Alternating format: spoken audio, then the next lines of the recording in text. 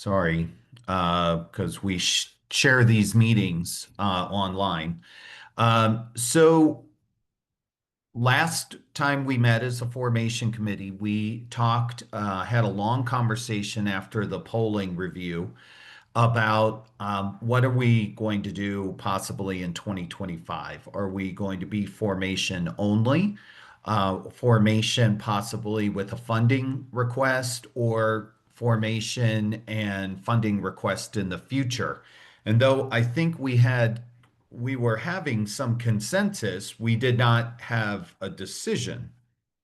So what I would like to see is, we continue that conversation today. We get to possibly decision slash direction to myself, the Fair and Peers team, and the Kaplan Kirsch team, because I think we have several pieces that we then need to get working on. There will be changes to the IGA, I believe, in a formation only scenario. The team needs to start working on ballot language. We need to start scheduling when the IGA and the ballot question will start coming to local jurisdictions for considerations by their councils and boards.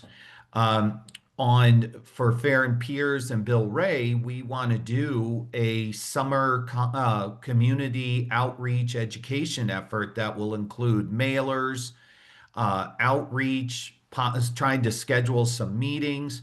But I think we really need to know, what are we going to tell folks is coming? Is it formation only? If it's formation only, what kind of services will be available? What will the RTA possibly do in its first 1 to 3 years, so that we can communicate that, so we can set expectations among the public and voters about what this RTA is and can be and hopefully will be. So I'm going to bring up another document onto my screen of an Excel document that Michael at Fair and Peers created. Jonathan Flint helped out. I did a little bit as well, so we can guide this conversation, or at least show everyone in a formation only scenario where um, we have the pledge from the Steamboat Resort as operational funds. We have the potential, I think, to go after other funding through grants. But what we tried to do is put together a matrix that shows what's possible in year 1 and 2, while we're then deciding on how to pursue more sustainable funding. So with that, I hope that's an all right explanation, Michael. I'm going to stop sharing my screen, find this Excel document, and then reshare. Thanks, Bill, and hi everyone. Michael here from Fair and Peers. As Bill had said, in reaction to hearing the potential for going after formation only, we wanted to understand what does that actually mean on the ground of what the RTA could be able to do with just the available funding through the resort contribution. And so that's why we developed this that Bill is about to share here in just a moment. This spreadsheet that really shows you, and just to orient everyone to what this is showing, you've got each of the service goals that we all had identified in column A. You've got the potential improvement and the associated cost estimates. These are very high level, but associated cost estimates in columns B and C with what you could do with just, the million and tad bit plus of contribution there or funding available. And then column D is really what we want to talk through, is what the considerations are to implementing these potential improvements per each service goal. And then just some additional information about time to implement that it would take in column E. And then finally, just our first stab on the consultant side of things, and in coordination with Jonathan and others, on what, do we recommend that we pursue this as an item or a service goal within the first year or so. So just kind of walking us through here, we've got our first service goal, which is providing the Highway 40 service. The original service goal was increasing service along Highway 40 on the existing regional route. Basically, what we're able to fund with the $1 million resort funding and assuming only local funds, we are assuming that FTA funding is inaccessible in that first year. The reason that we're assuming that is because the amount of time that it takes for us to be able to apply for those FTA grants and to show that that we're needing those, it basically takes out that first year to 2 years. And so a lot of this would need to be funded on the local side of things, which is what we've assumed here. So what we'd be able to do really is add 2 additional round trips. We've heard that need is likely more so in the morning. We could currently, with our current resources, support midday trips, but that may not be a priority for what the demand really is, which is more, the peak hour trips. And so you can see how that's distributed in terms of how much that would cost for the operations, what we're thinking for how much that would cost for the extra vehicle. And plus, within all of these service goals, no matter the ones that we go after, there's still going to be your administrative and startup costs. You got to hire your RTA director. You're going to have your legal team. You're going to need some help on just the starting up of the RTA. So we've budgeted about 350 of that to go to that with any of these service goals here. So really for this service goal, we think it's probably possible to add a couple of more round trips. It does assume that Steamboat Springs Transit would be the operator here, that the RTA would reimburse. But again, just a couple of considerations here. Number one, that the current resources could support the midday trips, but that may not be a priority. Another consideration is that it's pretty hefty expense to go out and purchase a larger vehicle, one that specifically is going to be needed for this route to be able to be operational. And then any of the associated maintenance and storage is going to be logistically challenging to figure out. And it does require continuous funding in the sense that you put a service out there, you say that you're putting 2 additional round trips, the public is going to expect that you continue to do that once that is out on the street. So ultimately, our recommendation for this one is that it is something that we could potentially pursue within that first year. Bill, could you give me some guidance on how you want to structure this conversation? You want me to pause after each service goal, or you want me to walk through each service goal and then open for discussion? That's a great question. Let's walk through at least a few more Craig Circulator and the new routes, maybe, and then let's pause there for conversation. Sure. Why don't let's do maybe transit routes, which is 1 through 4, and then maybe more on the capital side, which is the next ones. Good point. Thanks, Bill. So the second service goal of the Craig Circulator, what we think we'd be able to provide is the 30-minute service from 6 a.m. to 6 p.m. I believe if you all remember, this was more of the low-cost solution that we were offering when we were calculating the different funding scenarios. And you can see the breakdown for operations, vehicles. We do believe that we could probably lease the vehicles for this one. That may ease the ability to put that up into service. Some of the key considerations for putting, the correct circulator, we do strongly believe that if we were to put this out into the public, how likely are Craig residents going to be to vote to continue future funding if they're already getting this service for free with the existing funds here? That was something that we had heard as some concerns from this formation committee last time of, I don't remember who exactly had said this, but why buy the milk if I'm getting the cow for free, right? Is kind of the sentiment there. So just the consideration for as we go towards formation funding or formation only ballot versus if we were to include funding. I had mentioned the requirement for smaller vehicle. But still the purchasing of that or the leasing, the maintenance of that vehicle, the storage of it, and then same kind of idea of the requirement for continuous funding. This could probably get started within 6 to 12 months of the RTA. For the reason, mostly for that first consideration, project team is recommending not pursuing this. The third one, the new routes, this is both Steamboat 2 and routes into South Route.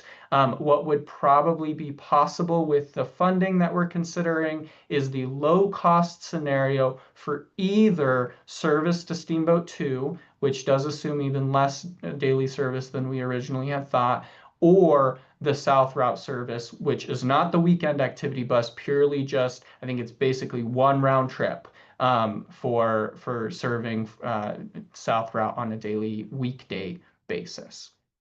You can see how those costs between operations, vehicles, and startup play out there. Same kind of idea here for considerations. Uh, Unlikely, the population down there may be unlikely to vote for future funding if they're going to get it for free in South Route. It does require new bus stops for South Route. They don't currently exist, so we wouldn't be able to leverage some of the infrastructure that we could on other routes. There is that purchasing, the maintenance and storage of vehicles.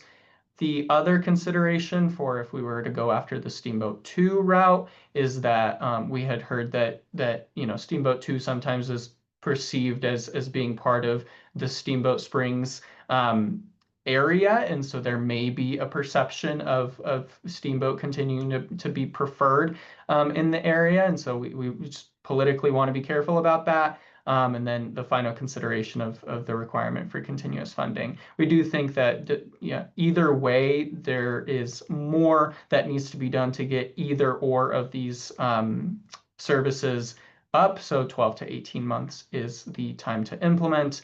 As a result of some of the political challenges similar to the Craig Circulator, we're recommending not pursuing that in a formation-only circumstance or scenario. And then airport transport, before I pause to discuss these services, we also would have to choose if we're serving Craig to the Hayden Airport or from the Hayden Airport to Steamboat Springs.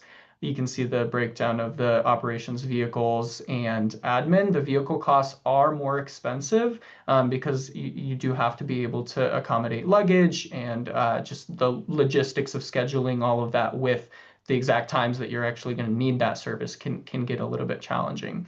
Going through some of the considerations list, we politically speaking probably needs to benefit locals before we think about the benefit that this service, either of these services would bring for visitors. I had mentioned this, but the coordination of the specialized vehicles, the staffing with flight schedules, as well as the disruptions that may happen with flight schedules, that can be a little bit difficult to justify the need to go after this. The requirement for the specialized vehicles and the associated purchases, leasing, maintenance, storage, all of that, as well as, you put a service out there, you should probably continue to fund it. So 12 to 15 months is our rough estimate for implementation, recommendation of not pursuing this. Michael, thank you. But before I go on, I just want to say we're not, and I know that the screen doesn't show this. There are things that we are recommending pursuing. So just to be very, very clear, before we get into larger conversation about it, our overall recommendation is going to be to pursue some of the one-off costs, capital costs or matching funds, and that feels not too. It feels a little bit more feasible with a formation only. So I'll just give that preview before I go to those other ones. And No, thank you. And I want to hear keep from this in y'all. the context of what we're going through. Thank you, Michael, because what we're trying to get to a decision today, folks, is that we need to decide if we go to ballot on a funding mechanism. So as we're looking through this, the reason why this is in front of us today is not to pick apart the details of each one of what these routes will look like. It's really a funding mechanism that says if we just go to formation only in 2025, what could we expect to sell our communities? And it will be a very low bar because we don't have a lot of money. We would have to do some extra, and then I am going to reach out. Sarah was going to speak in just a second regarding the $1 million resort funding. But please, I want to hear from everybody, but you got to keep it in the context of how this relates to a ballot decision today. Okay. So with that, Michael, are you good to stop right now? Bill, did you want to add anything more to that? Because I really want to open up to a discussion for the crew here. Let's discuss, please. Thank There you you. go. Okay, so everybody that's on this call, please just speak up. We're gonna and just try to be succinct to where you're thinking. Again, formation only versus formation and then maybe a tax question on the ballot. When you see these numbers and these services, what comes to mind? And anyone can start. So go ahead, Sarah. Go ahead, Sarah. Yeah, I had a question, Michael, Bill, Polly. Do you think with only a $1 million commitment and not a sales tax, do you think that puts us at risk for potential grant funding? Like less One thing that me and Sonia talked about is that we're really following the oil and gas tax bill. I think it was Senate Bill Yeah. 230. Yeah, And we're really following that because we want to make sure that we're one of the first one to get dibs when they get that funding moving. But I don't think your funding, if your question is gonna risk that, I don't think that's a risk at all. no, I mean, in terms of, because they might require a match, and also like Yeah. that continued support, whether that is, would put us at a kind of a disadvantage when applying for grants is what I'm asking. Yeah, I figured you were you were referring to local match. And there certainly are many sources of grants that are going to require some local match. Yes. Thank you. Yeah, sorry, I had one more question, Michael. I'm assuming when you talk about these potentially pursue, we're talking about one, not like we couldn't necessarily do, it looks like from the funding, an operational and a capital, we're looking for one here, right? Yeah, I mean, right now it's still nebulous, Sarah, so let's not try to put that in a bucket that we can't use other things for.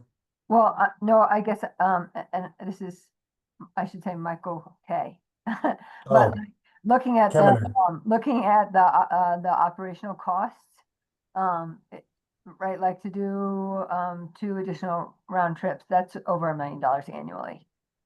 So Yeah, as we talk through like what a project we want to pursue, we have an option of a operational or a capital.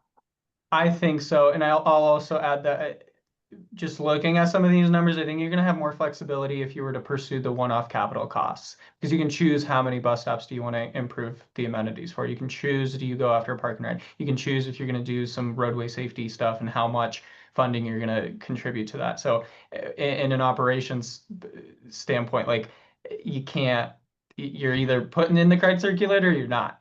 And so you're either adding an additional round trip to the current regional route, and that has, consequences on vehicles and other things that make it pretty cost prohibitive if you do anything else. Yeah, although people won't necessarily, like putting in additional infrastructure does not necessarily make people say like, oh, I really want to vote to fund more, right? They want to see It's not the action. shiny thing. They want the shiny thing and the thing they see the impact to them directly.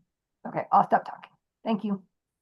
And Sarah, just where do you feel that the ski corps is when we're talking about not having a tax question from the municipalities, but SSRC helping get the seed money going for this type of project? We're committed. We are committed to $1 million. Thank you. Eli, Nykamp, you had your hand up? Yeah, I think my thought here is if the 1 million isn't an annual, in perpetuity funding source, then spending on an operational cost just kind of puts the whole program at risk, because you could do that 1 year and then you lose the. Go ahead, sir. Eli, it's an annual. Okay. It's a one, yeah, it's an annual commitment of $1 million. Awesome. So yeah, okay, Yeah. that kind of skews. All right, maybe we go operational, but I think if we invest in some infrastructure, I think that makes it a better sell, you know. Me, so more of a capital investment with this first million and say, hey, we're putting these in, we're committed to this, and then help us with the operational funding going forward. Sonia. Yeah, thanks, Michael. I see that Mayor Banks is on the call, and so I just want to call out also that, Routt County and the town of Hayden are currently in negotiations with Xcel Energy, and our ask is $89 million for the power plant closure. Some of that is going to be obviously committed to property tax replacement, but other of it is in sort of this general bucket of things that we believe will be economic development / improvement to our constituents' lives. So we definitely talked quite a bit about, is that an RTA?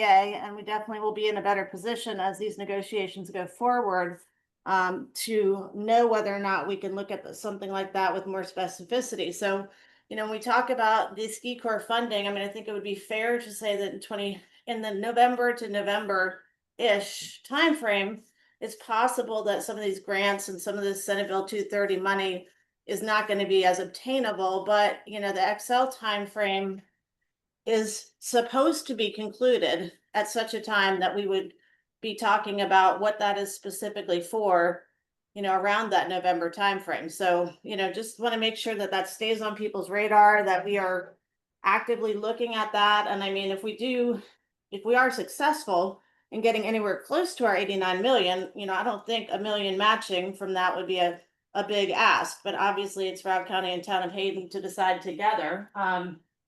So anyway, Ryan, if you have any thoughts on that, please chime in. But, we definitely have been keeping this front and center in the conversations. Thanks, Sonia. Yeah, I agree. And as we saw from Excel's rebuttal to us, I'm not too hopeful, but you never know. I guess one question I do have in that same bucket, and I don't want to get off topic here, Michael, but something to put in the back of your mind. This is for Randy, Town of Craig, potentially Moffat County, a similar train of thought with like Tri-State of the economic development money they've committed to Moffat and Town of Craig. I wonder if there's the ability to tap into some of that to assist with an RTA too. Especially again, the Highway 40 corridor, my main priority, and I think that would be a really good thing. I will also say, in looking at these projects and these improvements, I'm more of an operational mindset of, in just looking at the Highway 40 service, 2 additional round trips isn't that much more. but it is more than what's happening. And I think that would be utilized in a big way along that corridor, and that it wouldn't put us at risk, I don't think, for voting for increased taxes and such and just a bigger jump into many more round trips on 40 in the future too. So that's a quick take on. All right, so keep this in context, guys, as we bring this up. And Ryan, thank you for doing that. Do you feel, Ryan and Craig and everybody, if we put a ballot language for a taxing mechanism this year to be able to start building a robust transit system, okay, do you feel that that is something that you want to put on the ballot? That's the question, you guys. Let's be specific on what we're looking at. We're giving you this information as if formation only, and it may be discouraging. And can we sell it? If we want to increase the services, then we need a taxing mechanism up front, or at least that strategy. This is the conversation I want you guys to think about right now. Michael, this is Randy from Craig. My view when we talked about formation committee was that $1 million wasn't going to get us capital type thing. I was looking at administration. I do not see any way in this short time frame. I'd be very surprised if we can do both the funding mechanism and the formation in 2025 and pass. And my concern is if we put it on now, that it might fail on both accounts. Whereas we Okay. put our emphasis into formation, at least in the Craig area, I see that as a possibility of passing. To try to split our efforts to do both in 4 months, 5 months, I just don't feel it's going to happen. All right. Other communities, I need to hear from you. Hey, it's Sierra South Route. I agree with Randy. I think formation, I think the path forward. I know that there's a strong appetite in South Route to see something because they've talked about it for years and years and years. They've seen opportunities fail, and I think there's actually growing excitement that this could actually move forward with fidelity. So there's growing momentum. With South Route, it just sort of depends with this community what other measures are on the ballot. For the school district, we're not putting anything on the November ballot with the exception of renewal of board members. We don't have any big financial requests this year. So it's just about timing, and I agree with Randy's approach. I think it's similar here in South Route. All right. Brian, do you have any input? It's Mr. Swintek. No, Yes. Sorry. Go ahead. I agree with Randy as well. Okay. Ryan? Sorry, you said Brian. Oh. Reluctantly, I think the path forward right here with the information we have is formation only. And I think that has a really good chance to pass in 25. I share Randy's concerns that from town of Hayden, even city of Craig, talking to people along the 40 corridor, I am very hesitant that both will fail, or very worried that both would fail if we put a taxing mechanism on the ballot in 25. Okay. All right. Well, I want to get through our agenda today. All right. So I want to run this thing a little bit better. Bill and Polly, with this, do we need to continue on with some of these other potentially pursue or not for what you guys need out of this meeting? I don't want to cut your work short, Mikkel, but I just want to recognize the fact that we do have other things we do want to address, and last time we were short. Bill. I'm on mute. No, probably don't need to go through the capital parts. I will get this spreadsheet out to everyone so that everyone has it and you can refer back to it in conversations in thinking about this. No matter what, if the RTA is approved, we will need to do the administrative startup, and that's going to take the first 3 months of activity anyways, finding a director, hiring, the different core functions like accounting and legal representation. So, that's a must do probably no matter what. So, I'm gonna maybe let Polly answer on behalf of maybe what needs to start happening, and maybe we transition to that conversation. What needs to start happening in a formation 2025 scenario? So I think that this decision certainly has implications for our IGA because our IGA has been crafted around the concept that we have a dual ballot issue that will be seeking funding and formation at one time. That said, I guess I could go through more specifically what revisions it implicates for the IGA. But I think that it's a fairly mechanical set of revisions. In particular, we would be, sorry, I'm now looking for the right document on my screen. We would be changing the election language so that it reflects the fact that we will be seeking only formation. It will change. We currently do not have any specific commitment or terms around the resort contribution. So I think we would want to decide whether we could form without a firm agreement on resort formation. Our funding section really changes the most because that section will change our baseline funding listing to our fees and charges and, kind of miscellaneous sources. We would keep in that section our powers to implement taxes in the future. So there'd be a little bit of swapping, but not a lot of difference in how that reads otherwise. And those would be, and we presumably would make some tweaks to our exhibit that describes initial services we'd be pursuing. So those are the big picture tweaks in the IGA. And I think if there's a kind of firm decision or feeling, which I'm hearing from this group, that we want to do formation only, our next step is just to circulate a revised version of the IGA that reflects that decision. And as I mentioned, the kind of related decision, we've been talking about formation without funding with some assumptions about at a minimum having the resort's contribution. So I think that the question is, would we form or how do we want to address that assumption? And that may be an answer that that comes from outside this group, but I think is really maybe the only further instruction we need. And, Bill, I'm not sure if you've given that some further thought or Michael. Well, what do you need? Do you need something from the resort? Because Sarah has been very clear that it's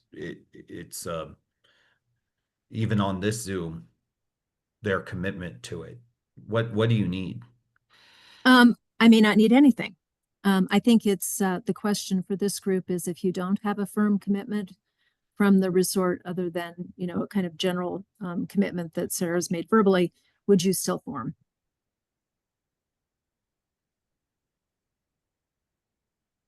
And if the answer is yes, we'll form regardless, because there are enough different potential sources of funding, then that I don't need anything. Yeah, it's I'm more the just gonna latter. jump in because I can't see right now, but I think that you make a great point, and I think the real question is, what do the voters need to not Yeah. weaponize the idea that the ski corps is making a promise without any teeth to it? I mean, that's, what we always hear is, we can't move forward on promises, and how do we know that this is secure, and how do we know it's for the long term?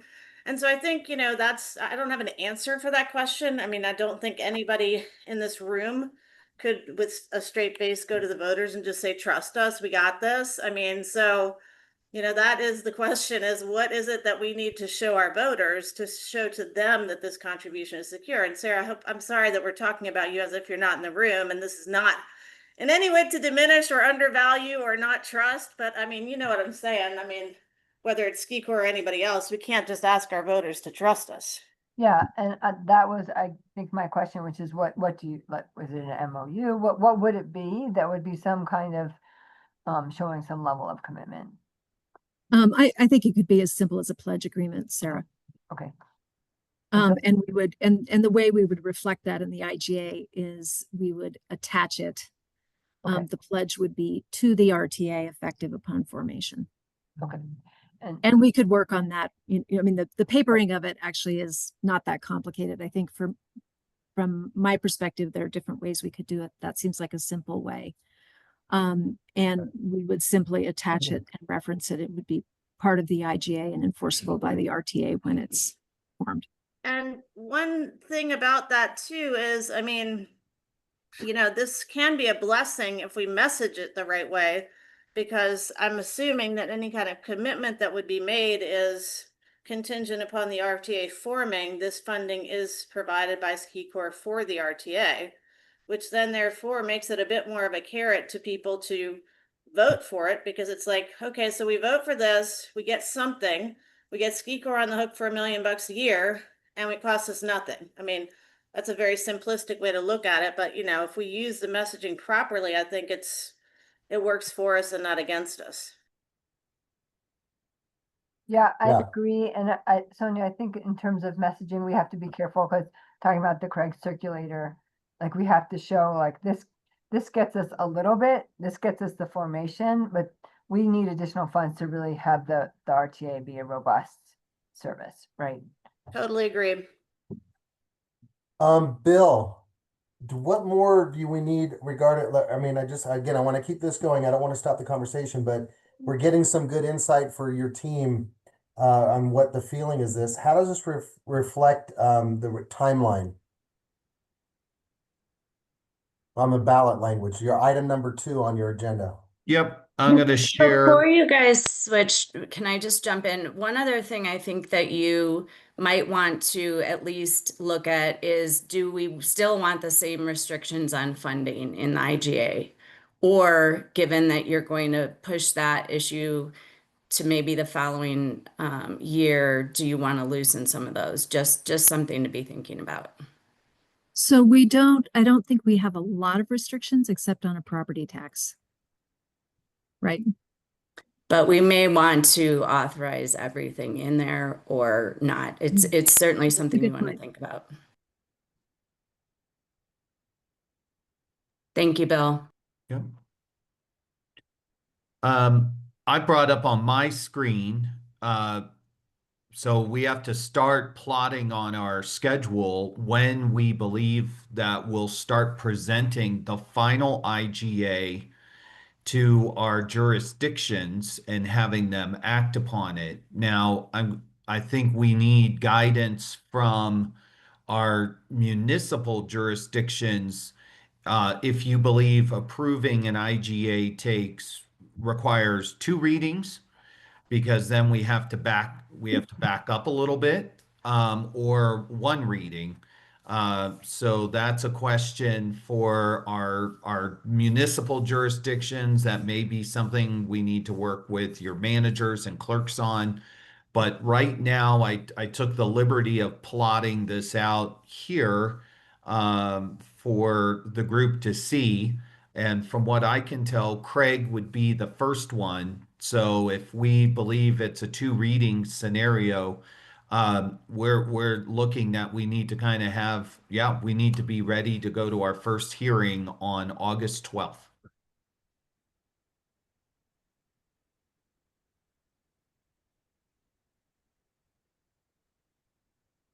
Yeah. Any comments from anybody? Does this timeline look reasonable? And we will double check it for the ballot language to be certified in time. And that's really where these numbers hit on the first week of September, correct? Correct. September 5th is the deadline for ballot language to be finalized. And obviously the ballot question is part of the IGA. It's included in the IGA. So we're kind of dealing with the whole thing. Approving, signing the IGA, which agrees to send the question to the ballot. Okay. Does anyone have any concerns with those deadlines? Okay.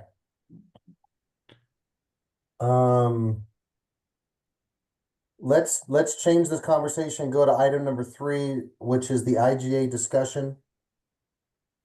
What I'm saving time for you guys is a robust conversation about communication during the summer. So we have to get some of this clean house stuff done first, and then we'll move forward on the next stop. But I want to leave room for that because we do need to have that conversation. Go ahead, Polly. So Michael, I've covered what are the principal revisions associated with a formation only question. And my suggestion would be that, with the instruction we just got on attaching a pledge agreement from Steamboat, that the next step is to circulate a revised version that we would just have everybody approve or give a nod to at our next meeting, or even electronically. Kirsten raised a question that, I would be interested if we had any difference in viewpoint given a formation only question. We have in the past expressly limited the power of the RTA to impose property taxes. That's the only limitation on, the suite of funding powers that an RTA has by statute. And so is there any appetite to change that limitation? Or That it, Polly, in addition, just we're silent on visitor benefit was more the issue I was thinking of. I think we explicitly state sales, but not visitor benefit. yeah, we're silent, but we aren't limited. Right. The only And one so that what we you're saying- actually is property. Right, and from Craig's viewpoint, the reason why we wanted not limited is that our LMD, if this goes through, that's a possibility to get money for us. And that's really what the conversation is. We need to decide right now, property tax is not in the IGA. I So still if feel there's any pretty appetite to strongly- keep it in there for some flexibility, that's the question they're asking. I feel pretty strongly that we do not want to include property tax. And, we already talked about all of the strategic reasons, but I think, Michael, one of the things that you should be thinking about and we should be thinking about, obviously the Yamp Valley Housing Authority has a tax that sunsets in 2027. It's a property tax. You also have your fire tax, which I believe sunsets even sooner. So if you're going to go for reauth of those taxes that are property tax based, do you really want people to be talking about the potential for dropping a property tax through the RTA? So, Route's been pretty consistently not interested in using a property tax, and I'm not sure that there are compelling reasons to put it back in other than, yes, we always like to have ultimate flexibility, but I think we're making a promise to our voters that we recognize we ask a lot, we ask often, we ask for different things, but this is not the way we're going to ask you to fund this program. Any other comments on that? I agree with Sonia. Sales tax people are going to scream about, but if you go property tax, in addition to Route and Steamboat's issues, Craig doesn't contribute anything then, because we don't have a property tax that we can contribute, and Moffat County isn't part of the RTA. It would be a new one, yeah. Okay, so based upon that, Polly and Kirsten, I think that we're gonna leave the property tax out of the IGA, but Craig wanted to keep at least a hint at maybe a LMD or a what you call it, the lodging tax. Visitor benefit tax. Yeah, I think it's fine to keep that in there in the IGA. Does anyone disagree with that? That we can just at least keep that as an option, even though we're probably not going to do it? But definitely the property tax, keep it out of the IGA. And maybe we just say something a little bit more broadly that authorized to tax per the statute with the exception of no property tax. And because right now we limit it to sales and we're silent on visitor benefit, and I think we can broaden that language a little bit. Okay. I'm going to be But we understand the property tax issue for sure. I'm going to be that guy right now that I think we should keep property tax in the IGA. And the reason being is when we look at a successful RTA model, RAFTA being the gold standard in my opinion, their RTA is funded, right, by a mix, property tax, sales tax. And I think, again, I'm not saying we will do this. Michael, I just like the option that, because things can change. And You're right. when I've talked to people about like the 1% sales tax and I hear Randy, like people don't like it, but I wonder if there could be a blend in the future. I worry about us constricting this IGA to not having property tax just as an option. And I know we've talked about why we don't want to do that and all those reasons, but my go-to in all aspects of life is just maintain ultimate flexibility. And I think it could be just worth it. We're not going to the voters to ask for property tax. We're not doing we're just leaving it as an option. Does anybody agree with that? Does anybody like my only question, Ryan, is if we pass it as a formation, it would mean whatever we do, we're doing the same thing across everybody. So if we do a split, let's say we do a percentage of property tax and we do a 1/4% sales tax and we do whatever, how does that work in Craig where we can't collect property tax? But so I'm going to jump in and please, Polly and Kirsten, but after the RTA is formed, it is going to be its own political jurisdiction and able, with voter approval, to levy the taxes allowed by the statute and the IGA. And it would then be able to have a mill levy if the voters approved it, even collected in Craig. Wouldn't that be correct legally, No, Polly? they'd have to amend the IGA. And there is a process by which the RTA can Right. amend its own But IGA, but we are expressly in the IGA. I get that. Yeah. I said by statute and IGA, if the RTA is allowed to levy a property tax and the voters approve it, It can do that. Yeah, sure. it can do it in Craig. There would be no prohibition to having a mill levy because the RTA would be a new separate political subdivision of the state. Oh, I see your point. Yes. In Yeah. response to So Randy. Randy, Sure. if the RTA was formed and if by the IGA it was allowed to ask voters for a property tax and it passed 50% plus one across the RTA, then it could collect property tax in the city of Craig. Got it. That's what I was wondering. 'Cause yes, I agreed. It was a whole entity. It'd be the same. So, okay. Yes. Yeah, And the great question, question Randy. really That's is what I wanted to get that, as Ryan says, if it's in the IGA, then we can tap it later without having to make some addendum. Sonia, did you have an input? Yeah, I was just gonna say that as far as like the city council of Steamboat Springs, those people who are elected 15 years from now are gonna love me. And all of the other elected officials are gonna hate me and love you, Ryan, because basically we all know, I mean, you know, again, at Routt County, we look at the entire county, we represent everybody, but I mean, look, everybody knows that the city of Steamboat Springs doesn't have a property tax, hasn't had the political courage, and won't for a long time. But when they do they want to have 3 different property taxes at the same time? And so, you know, I just feel as though this idea, I mean, and specific to Steamboat Springs, really creates a potential limitation for them to do what they have needed to do for the past, ever since 1974, that the property tax has gone away. So, you know, I mean, I'm happy to keep talking about this. I mean, I think sometimes we make more of what's in an IGA than the public. You know, my bigger concern, like I see the argument for flexibility, I see the argument, but my bigger concern is we promised the public we wouldn't go for a property tax. We've gained a lot of support. Now we change our minds and, you know, what do we say? Oh, well, you know, we see some uncertain future where this could be handy.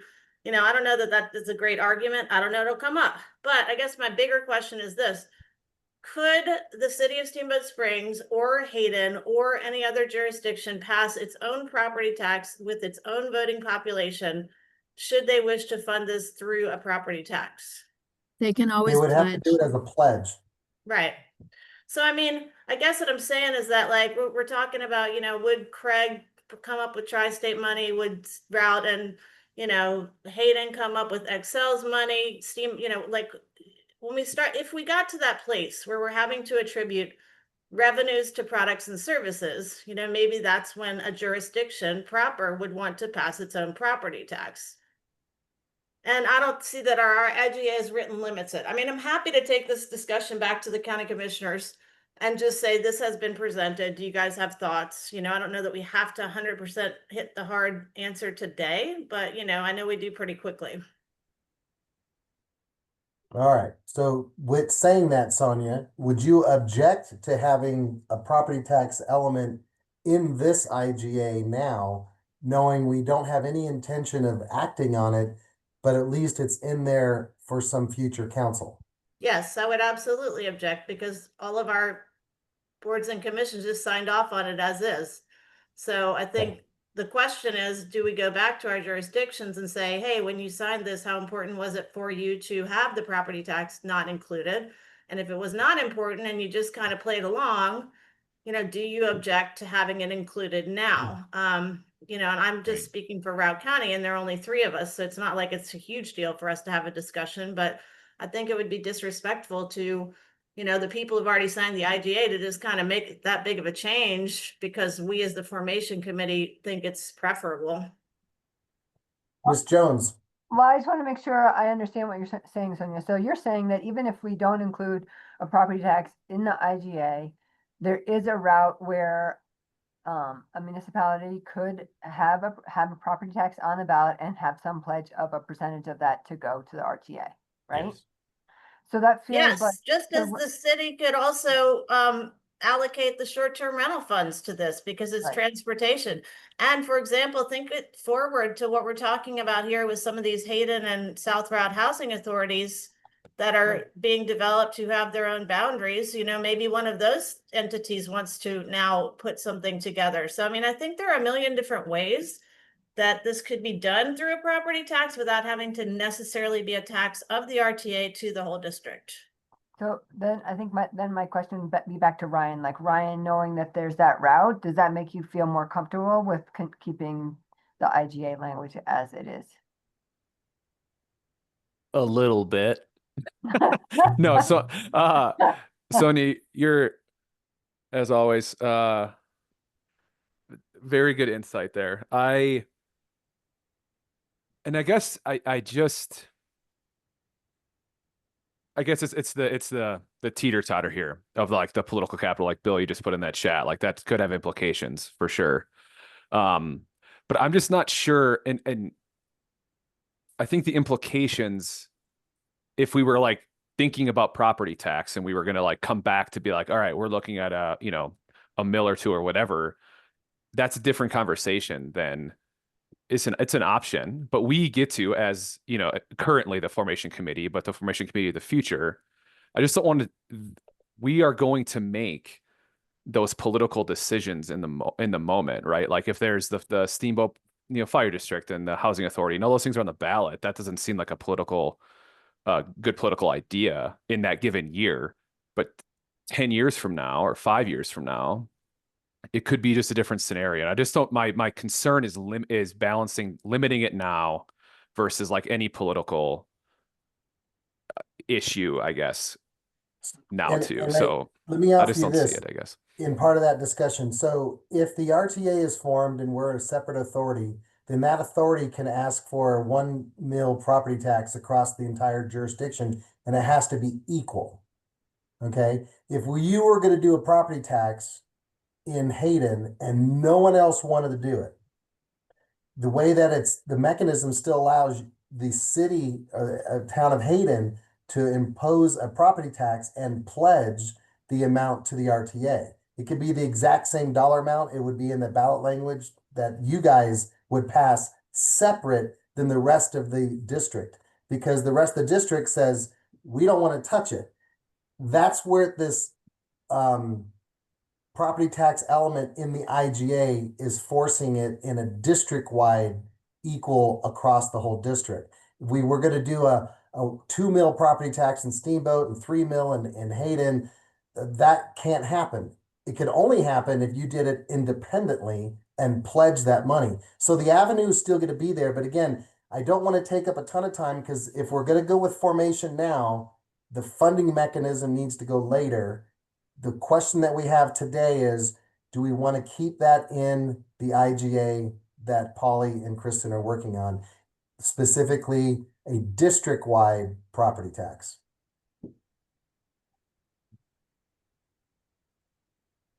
And how do you feel?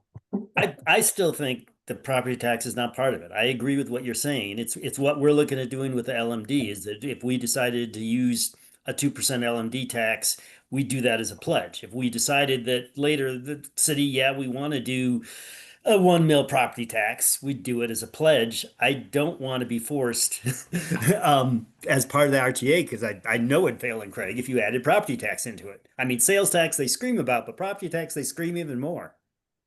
I guess, Randy, my question I have for you then is, do you I feel the same way about like a 1% sales tax. Like, I feel like I mean, it's 8.5%, 9% in Hayden. I mean, like we're at this limit that I You and- think it Right, equal you and it's us are at equally the top in the state. it's equally as despised, I'll say. Right. Exactly. And the reason I bring it up is I think a blend and having the option of the blend is potentially more digestible from our voters of a 1/4 cent sales tax, 0.5%, a mill, instead of this like 1% even of sales tax. I think that as equally right now would go down just this to the same level of just going with pure property tax. Sonia? Okay, so I promise you guys I won't pull a sloop and advocate for a project and then turn around and run the campaign against it. But if I was going to, what I would do is I would say, oh, these sneaky bastards, they wanna, get this district formed so that the people of Craig who prefer not to have a property tax become minority voters, and then therefore the rest of the district can push us into a property tax. I mean, I just think that we are already opening ourselves up to that concern and that argument. And I think, just like using the fact that we do not intend to use this, do a property tax, is a positive point of leverage that gets people thinking about it in a different way, which is, yes, a sales tax essentially is paid for by the city of Steamboat Springs, yet we get the services. So, I just think it's a really, I mean, Ryan, and by the way, you're not wrong. Like if we're in Congress and we're in it for life, sure, we give ourselves ultimate flexibility because we know that we're in the seats making the decisions down the road. But presumably we're handing this to people in the future who may or may not be part of these conversations and may or may not understand that the intent of this was not to use the property tax necessarily, because there is a need for property tax for other purposes. And that's my intent anyway, not maybe everybody's. So, I mean, I don't think that there's a quote unquote wrong approach. I just think that, like, from the people I talk to and the way we've been talking about this for a long time, leaving the property tax out of it invites fewer arrows and darts. Yeah, and I think with having the discussion today, so if everyone understands, and Polly and Bill, I mean, again, a district, if we keep property tax off the IGA, I'm hearing an okay from most people. And Ryan and others, if you want to do a property tax later, that avenue is still open to each municipality independently. I'm fine with keeping it that way. Mr. Swintek, what do you feel? I'm torn. I don't feel strongly either way. I see both sides. Okay, I lean thank more you. towards Ryan's opinion, but I also see what Sonia says, so I'm not much value on this. I mean, Okay. we can take it back to our jurisdictions for a conversation and, by email basically say, yeah, talk to the commissioners, route feels like open the door to property tax or not, I mean, I think we could all talk to our peers and see if there's motion on that, but it's just hard because we just agreed that we would not do it that way for reasons. And now we're potentially unagreeing. And we said it very publicly. You did. Yeah, let's Exactly. kind of move forward in that. Oh, sorry, Polly, but I mean, give some last minute comments, but in the context of the property tax being on the IGA, recall that the final IGA we have up until August. So during the next communication outreach this summer, we may all get a different view from our constituents. But currently, if we just keep it out of the IGA, we can add it in later. Is that correct, Polly? We can, our final approvals are according to the schedule that Sorry Bill about laid that. out. But I think it creates, the only problem is, of course, your messaging in the meantime. Yeah. And, how it affects that messaging. So I think the IGA is the easy part. If a future RTA board wanted to amend the IGA to allow property tax, what is the threshold to amend the IGA for that decision? Is that the super majority of -1? No, I think you have to go back to all of the member jurisdictions. I'm just double checking. You're saying it would require another vote for that type of change to the electorate? it wouldn't require, I don't think it requires a vote, but it does require each of the member jurisdictions to vote rather than just the members of the So IGA. Steamboat City Council would have to ratify the amended IGA. All the member councils and boards would have to ratify an amended IGA if that was to be the case. Yeah, so here it is. The IGA may be amended only by a resolution that's first approved by the RTA board. And then before becoming effective, also must be approved by a majority affirmative vote of the governing bodies of all members minus one. Okay. There is an avenue. So, There is an avenue. yep. It's a high bar. I propose purposefully. that we keep it the way it is right now, and let's learn from our summer outreach. Okay. Okay, so with respect to the IGA, there was only one other matter I wanted to raise. We require two member jurisdictions to vote for formation to form. The statute requires any two. Our IGA requires Steamboat and Route. So we have a more restrictive or a higher bar to formation.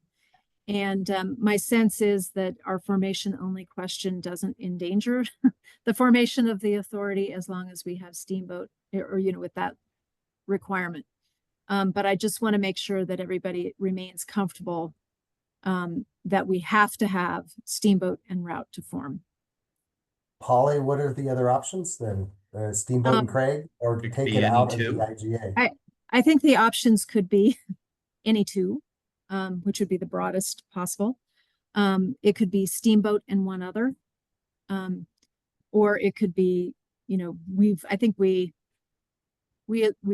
went toward Steamboat and Route as kind of, the largest contributors of revenue originally, and of course, revenue is now kind of out of our consideration mix, at least initially.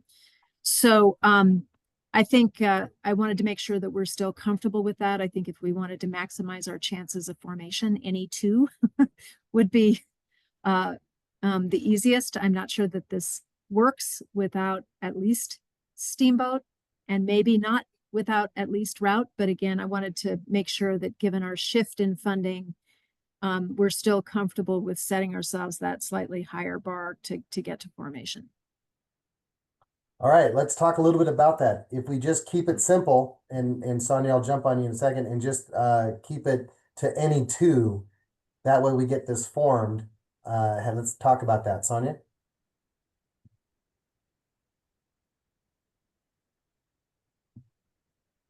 Or not. See, sorry, that was a rookie move. So just to be clear that what I'm understanding, I think, Paul, you're 100% right that that's why we talked about this, is that if Route and Steamboat Springs didn't get in, then the taxing wouldn't be significant enough to make a difference. I mean, truthfully, that is more Steamboat Springs than Route. So basically what we're saying here is that if Yampa and Oak Creek opt in, then the district is formed, including the other jurisdictions. Is that what we're saying? Or if Hayden and Craig opt in, then the district is formed for the rest of everybody? No, it would be formed for those entities. So If we, again, if we changed it, if you changed it from Steamboat and Route to Oak Creek and Yampa, and it passed in Oak Creek and Yampa, then it would pass in the whole thing, would it not?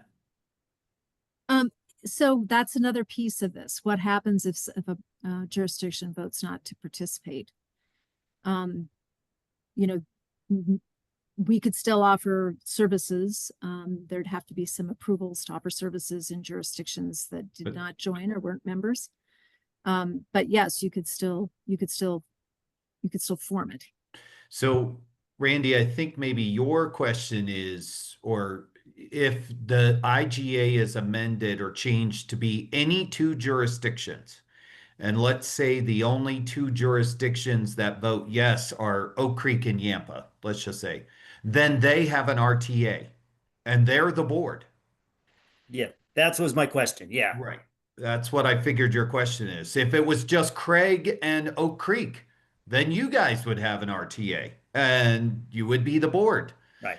But then you would try probably to get the other jurisdictions to subsequently vote in, right? And the RTA, if let's say only two jurisdictions voted in, you don't have to, you can try to subsequently get more jurisdictions in before you truly start sending a bill Operations. to Steamboat Resort for the $1 million and starting admin. Like you wouldn't have to do that on day one.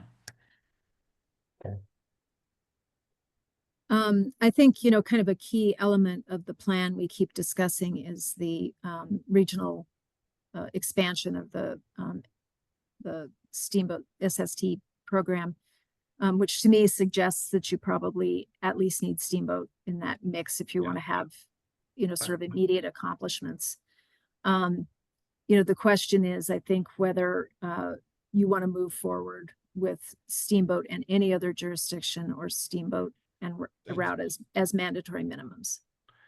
Yeah, I mean, there's an argument to be made for Steamboat and any other jurisdiction, given that Steamboat is the largest entity. I mean, I'm thinking unincorporated route, like, I mean, I guess we got good polling results from unincorporated route, but like, would it be more strategic to have it be Steamboat Springs and one of the other entities?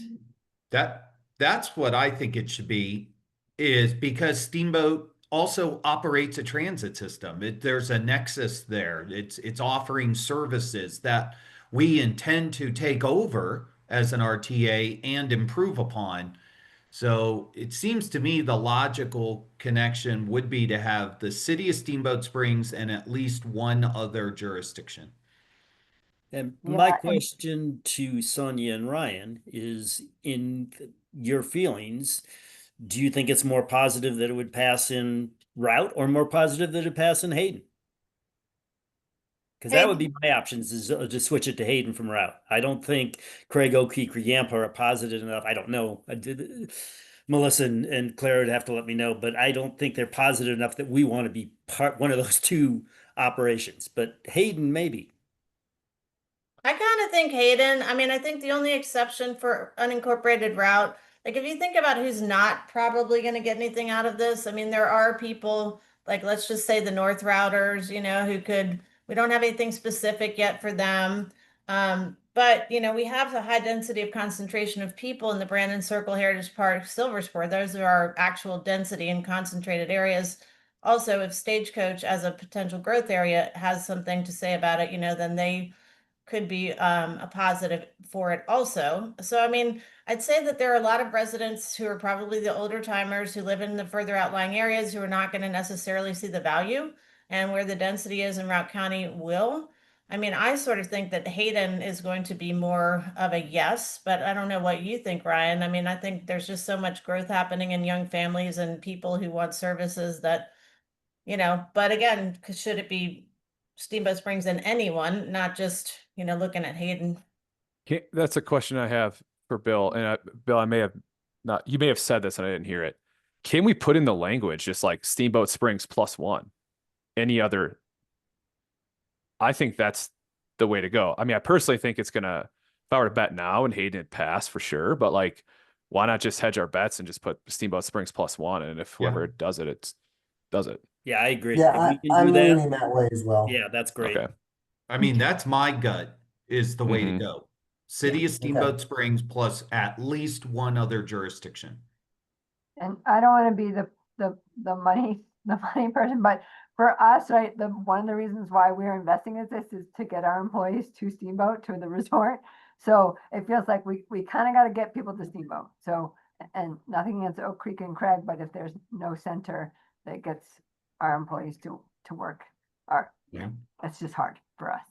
Okay, so what I'm hearing then is there's some consensus around this moves forward if we have Steamboat in one other jurisdiction. Yep. Okay. Okay. Anything else on the IGA, Polly, that you need today? I don't think so. You know, there will obviously be some tweaks made to the exhibit that is the immediate service goals to kind of reprioritize those to, you know, kind of admin and then, you know, others as available. And I leave that more, Bill, to you and to Fair and Peers. Yep. Okay. Bill, why don't we then jump into your Neighboring. IJ review updates? Yeah, All right, let's that do shouldn't that. take too long. That's gonna be really quick.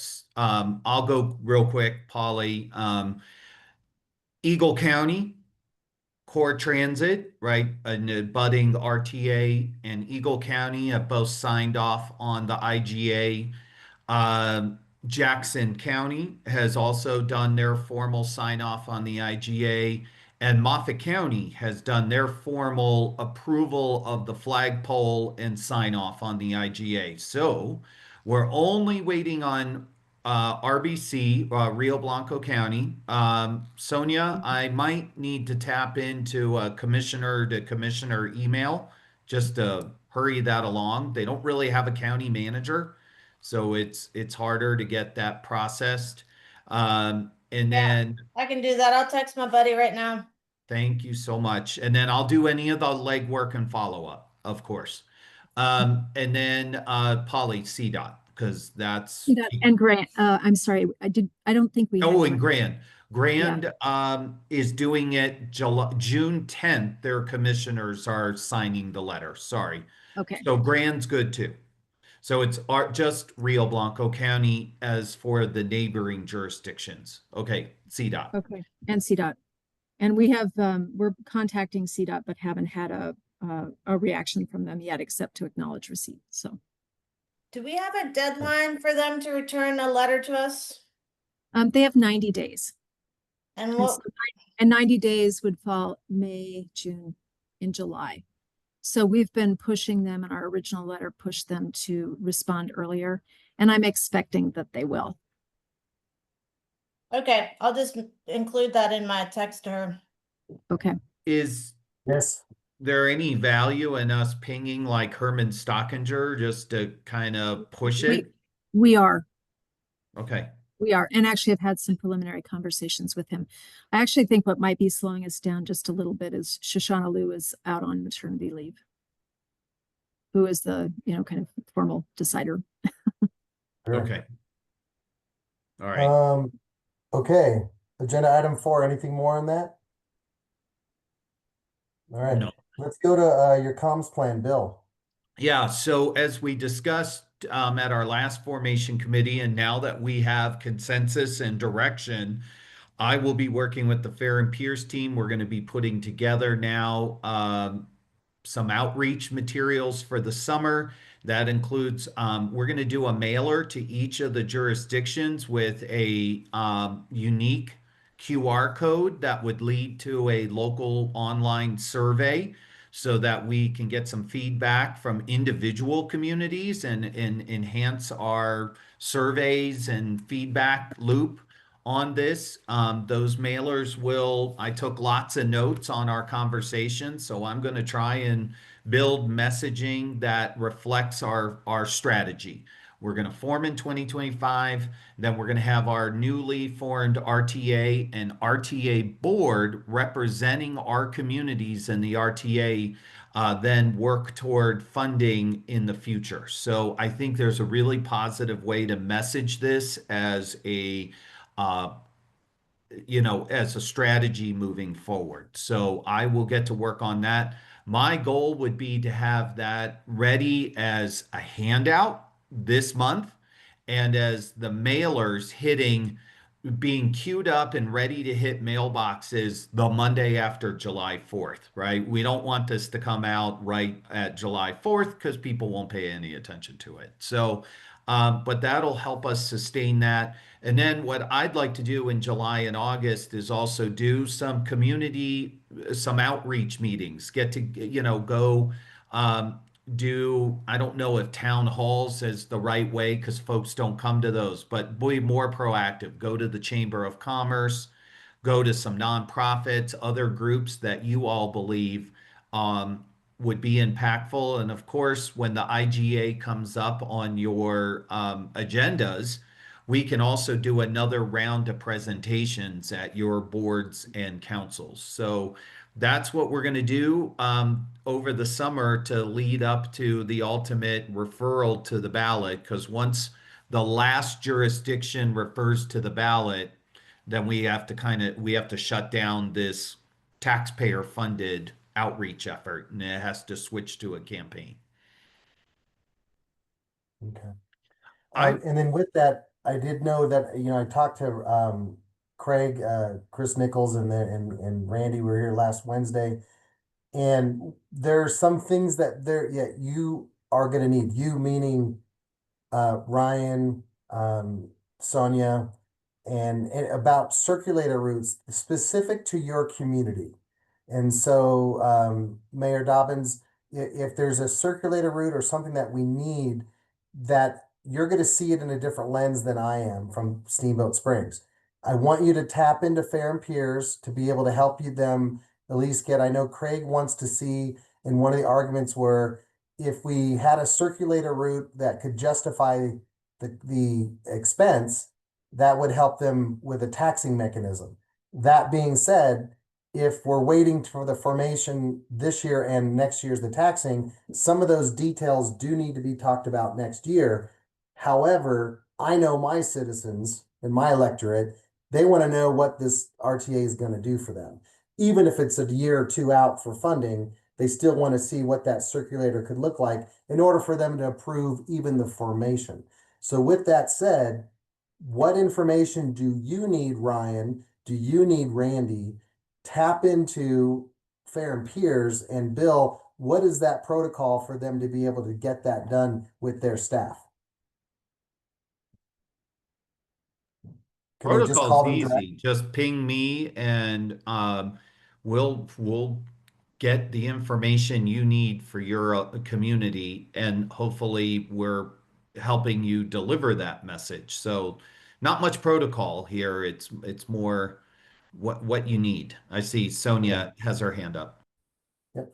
Yeah, I just wanted to say, let's not forget that, like, it's totally acceptable to like have a project that is a project that's sort of underway or envisioned already become a project of the RTA. So like, meaning if we get our Brandon Circle funding for design, and if we get our congressionally directed spending to do that intersection improvement at Brandon Circle, we could ask the RTA to put in some nominal matching funds for that and have that be an immediate win. Obviously, if this project we're starting from the RTA formation time, we're working on it for 2.5 years, and we're getting to the point where we may have a breakthrough, in the fall. And so then RTA could commit some nominal portion of funding to it and call it a success for the RTA. So like, if there are things that are happening in your communities that are kind of halfway through, and you could put a couple bucks into it from the RTA and call it a win, I mean, I don't think that's too much of a stretch. So somebody else let me know if I'm bending any legal or ethical rules by like reassigning the credit to the RTA for things that, we've been working on for a long time, but might actually finally show some progress during the time the RTA is being discussed. Perfect. Anybody else want to add anything? I just Go ahead, Sonia, Sarah. So I just put, this was a spreadsheet, a Google spreadsheet that we actually used for the RTA feasibility study for community engagement. It's 23. And Michael K will recognize the spreadsheet, but I thought this might be a good way to all of us on this call and whomever else can update to make sure we have accurate information. And this is an opportunity, Bill, if you want to have someone present at the Steamboat Chamber and the Craig Chamber and some of those, the other organizations, YVSC, other organizations that might be good as part of that outreach. She's got a list. Thank you, Sarah. You're Yeah, well, I awesome. never throw anything away, and that has positives and negatives. I would hate to see your house. I kidding. love this list. Thanks, Sarah. Yeah, and it's outdated, but I think we can Yep. come in and update it. Okay.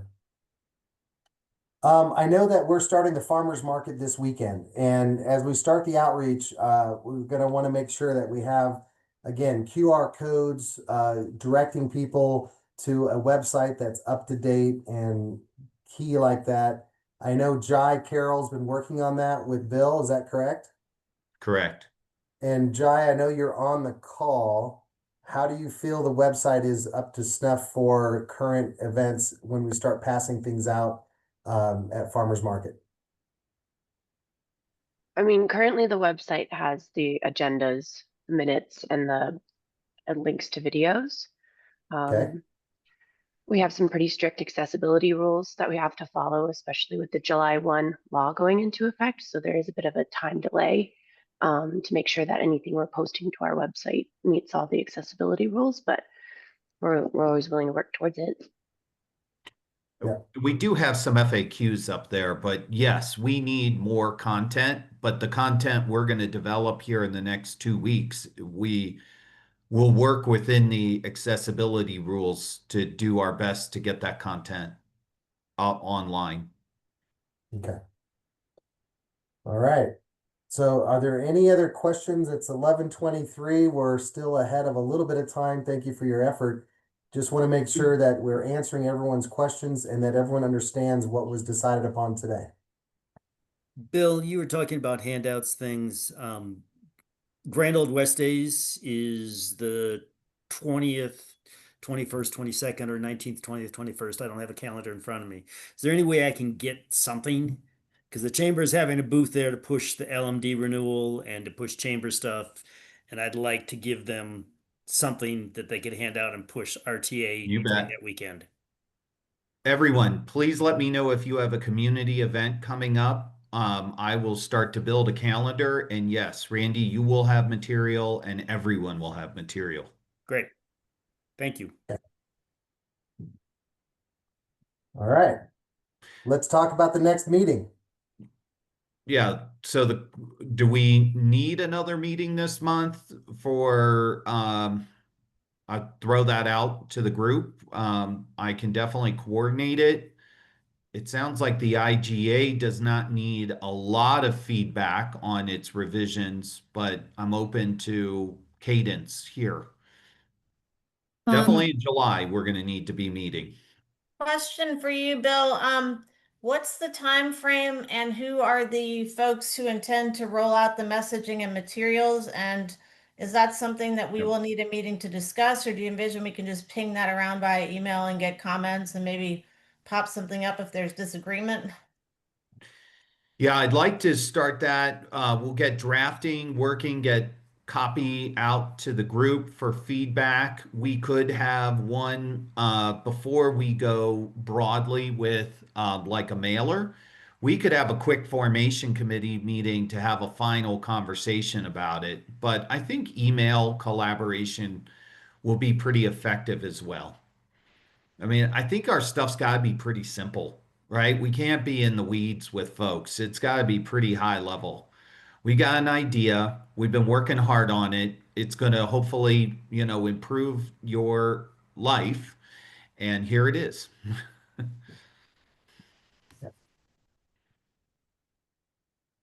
Yeah, I think that's good. With that, if you don't need any more meetings this month and you have Polly, speaking of Polly and Bill, that you've gotten a lot of the content that you needed right now to give us a month time. The only thing that I see us really working on, and everyone here on the formation committee just needs to be attentive to, is the outreach in your community. And if we don't need to get together to have a discussion about that, or if we're finding out toward the end of the month that we need to, then we can always ping everybody and we can kind of get back together. I don't see us needing a meeting until July. How about I'll put a couple doodles together. We'll start getting some July meetings. Polly, how many do we need in July to get the IGA into its final form? We'll need, I'm sorry, I'm thinking about the elements that have to be finalized. We do need to craft ballot language. So that will be, have to be addressed in those meetings. We will approve the final language that we talked about today. And then we'll need Kirsten, if you want to chime in on, will obviously be available to help with the resolutions that will be in your first and second readings in the ballot timeline that Bill circulated. So I'm thinking if we have a couple of meetings in July, if we have something and most of that package ready for the first meeting and it looks good and we don't need a second, we can always cancel. But it's easier to have a couple on the calendar regardless. Okay. And my personal objective is to get the revised IGA out to people and, solicit whatever comments you'd like to provide by email, within the next week or 10 days. Okay. We will have on July 25th a deadline for each jurisdiction to have sent a letter to their respective clerk and recorder for an intention to participate in the election. So if you need Kirsten and Polly to draft that letter, but probably many of your jurisdictions may already be participating, like Randy, you all are putting your LMD on, right? So you're probably already notifying your clerk of that. Yep, Maybe we could just add the RTA to that letter. we can do that. Okay.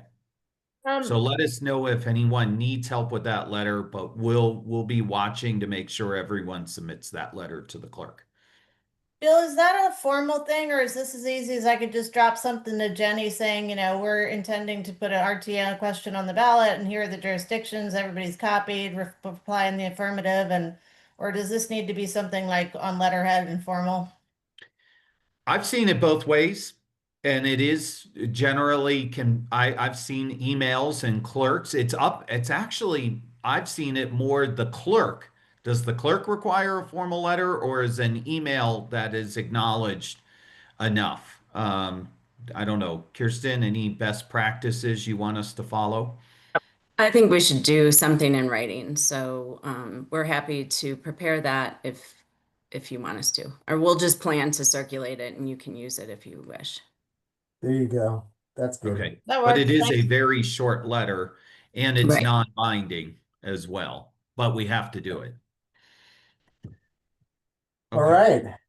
Any other last departing I'm comments? going to send an email looking to get 3 meetings on the date. So I apologize. There's going to be 3 doodles. I do think we should just placehold a late June just in case. And if it gets canceled, it gets canceled. If we want 15 minutes to review messaging before it goes wide, we can do that. I will put on there early July and a late July formation committee meeting as well, so that we can just get those all on our calendars. Because then August is going to go quick with all those 6 referrals. Yeah, you know what, guys, let's plan on a late June meeting. And the reason being is that I think I would like to hear from everybody how the outreach is going. If we need to adapt, I'd rather adapt earlier than later. And so that may be all we talk about is if we do anything, it's just kind of how it's going in your jurisdiction.